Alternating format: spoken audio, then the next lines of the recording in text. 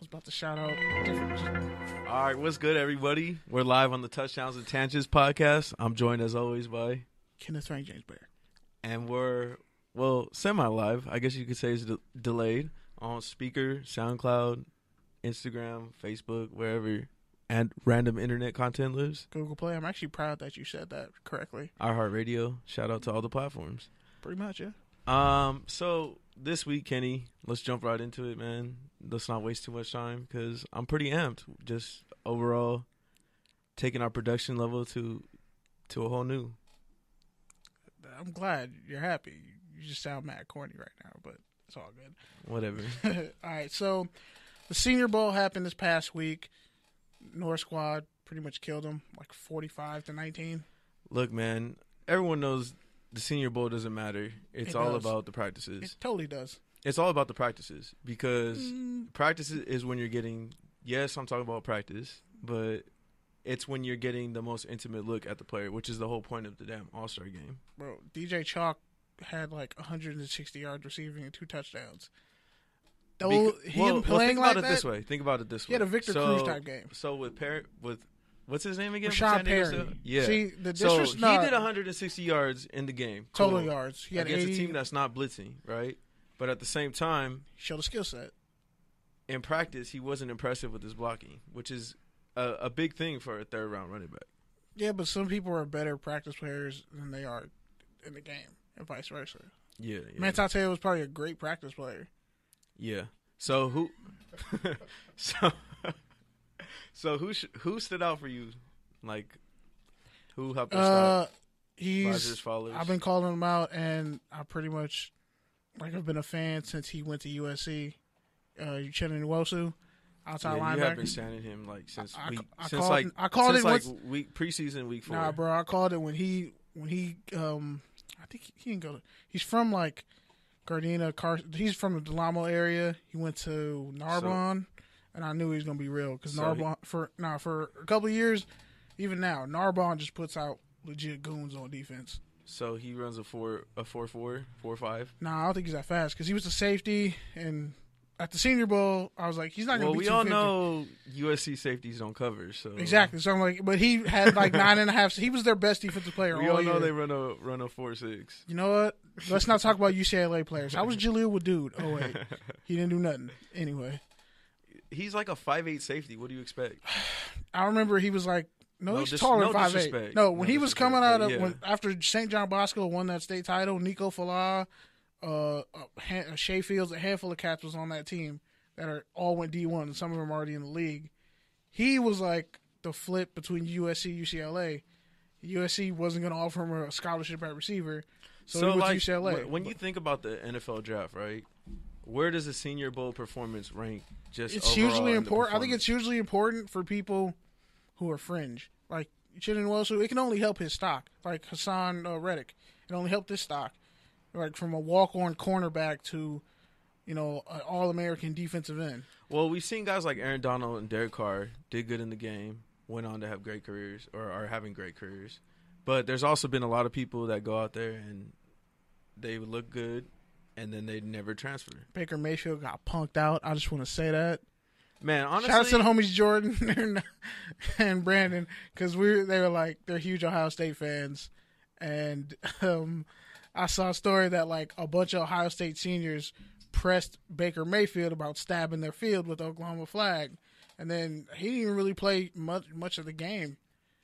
He only played like four plays. They're like, nah, let me get out of here. Yeah. His stock is down too. Well, the whole thing is he's a gamer, so if you don't get out there... What does that really mean when you're a white quarterback who talks a lot of shit, though? That you're Tim Tebow? Yeah. If Tim Tebow was black, he would have been a fullback. Okay, Tim Tebow went in the first round, but Lamar Jackson can't go in the first round? Because he's... What's that about? Because he's black. There's I already no said reason it. for that. Like, if Josh Allen literally... I'll say this dirty joke later, but Josh Allen, he's the type of person where you could leave him in a whorehouse and he still magically would be the only person who leaves with his clothes on and no sweat. All right, well, that was the very blasphemous. That's the cleanest way I could say that. Like, he's not accurate. Yeah, Wyoming's trash. for personal reasons and professional. And for whatever reason you've never listened to this podcast before, you can really expect a lot of blasphemous stuff to come from Kenny's It's not blasphemous when I can prove it. First off. Everybody's saying, like, if Josh Allen, I think Josh Allen would be a great tight end. Honestly, he's like when you're playing the NCAA on PS2, the old one, and like you're recruiting a 3-star tight end, and for some reason he's like kind of fast, but he has like 97 throw power, 78 accuracy for no reason. Yeah, that's Josh Allen. So he's Michael Vick. First off, that's again, you're just disrespectful. Well, Michael Vick had those stats. You just described. Michael Vick was accurate, but it's like it's like the Incredible Hulk. Imagine if like a baby turned into the Incredible Hulk. You know me, I'm the biggest Michael Vick stan, but first off, yeah, are you really though? Because you're not defending him to the very end. Okay, bro, we've already had this conversation. No, bottom line is to get back on track, you have Lamar Jackson, who actually is better statistically than Josh Allen in every category. And yeah, Josh Allen played great against the South defense, but also the South cornerbacks were getting eaten up all game. They were like all week in practice too. Yeah, like the cornerbacks were another getting guy trashed. I didn't see enough from that I wanted to was your boy Cedric Wilson. I took a big stance for him in one of my group chats, and he just kind of let me down. They didn't give him a lot. But it's all good. It's much. the Senior Bowl, so it doesn't really matter. No, for him it doesn't mean much because they didn't really give him a lot of looks. Okay. On top of that, like, do I need to tell you about his Boise State career? No, I got it. By the way, pray for Titus Young. Seriously. For real. Another story came out about him, and like, he's all messed up. He's really convinced he's going to make a comeback in the NFL, and I'm like, dog, like, that Boise State Nevada game was the height of your life. So and your first season in Detroit. So on a lighter note, but he's Cedric Wilson because his father was an NFL receiver and a quarterback in college who went on to play for the Niners. He has that pedigree for sure. Yeah, and also everybody thought he was going to be 6'3". I think he ended up being like 6'1", 6'2", which was kind of a letdown. But I feel like he'll be like Juju Smith-Schuster. He'll be a great pro. Okay.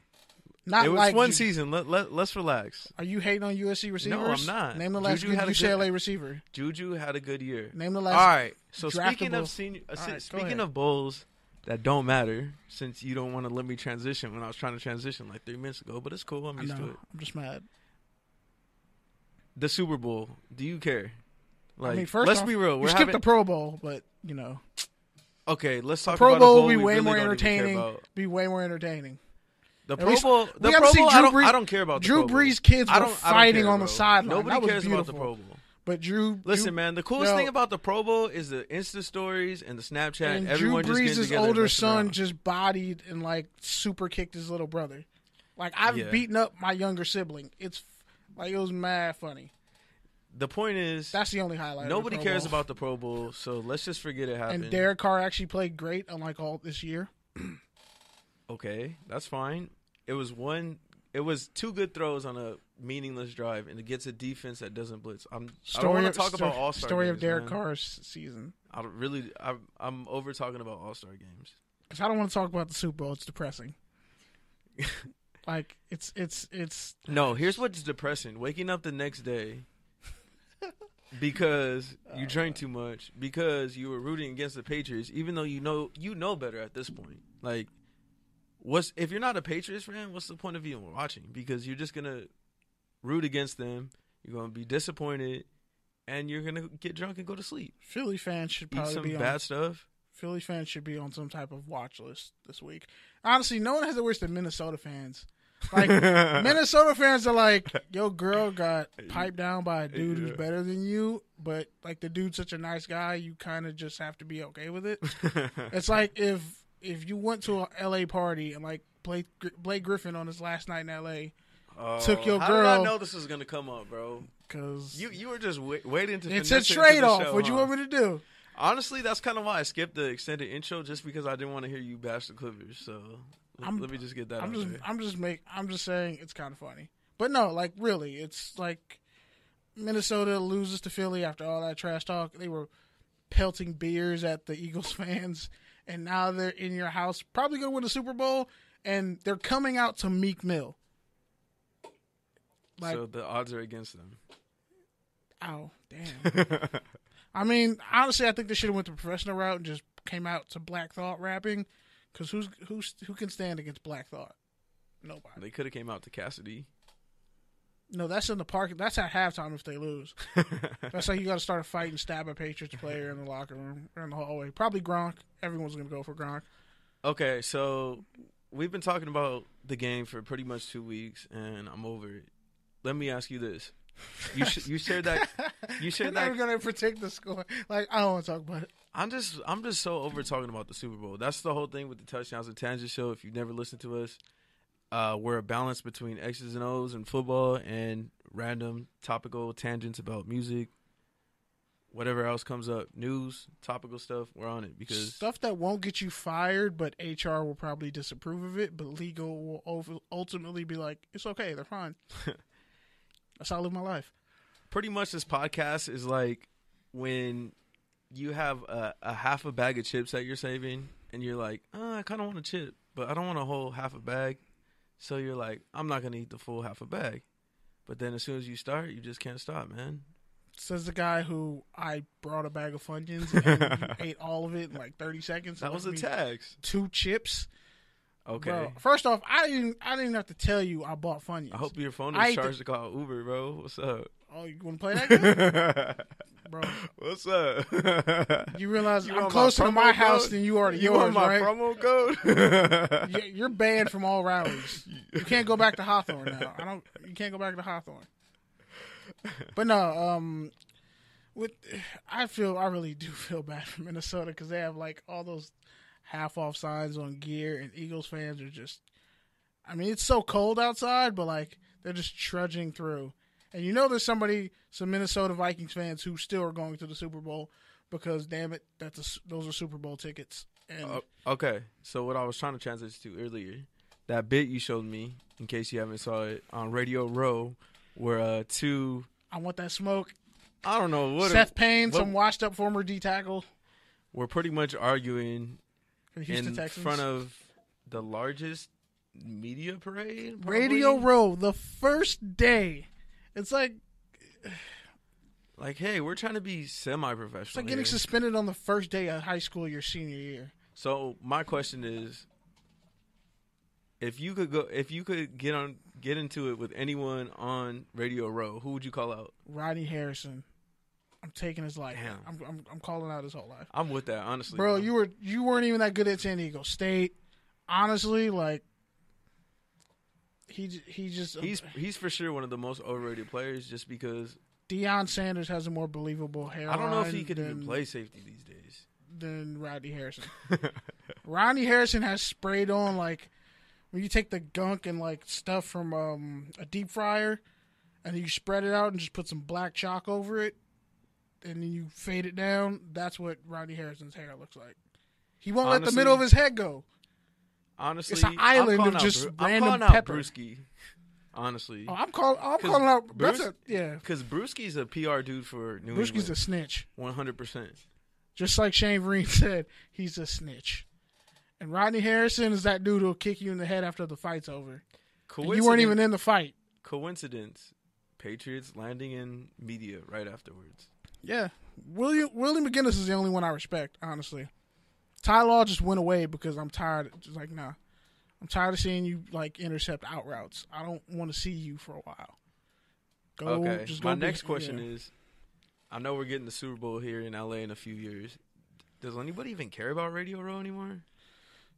No, but honestly, at this point, we probably won't be living in L.A. because it'll be hella gentrified, so it won't matter. Wow. We'll be fighting outside. Real. It'll be like a picket line of us fighting outside, and they'll just be recording it and playing it over inside the stadium, laughing at us.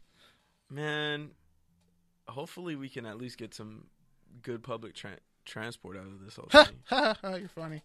I've been on the train and the bus. I took one to get here.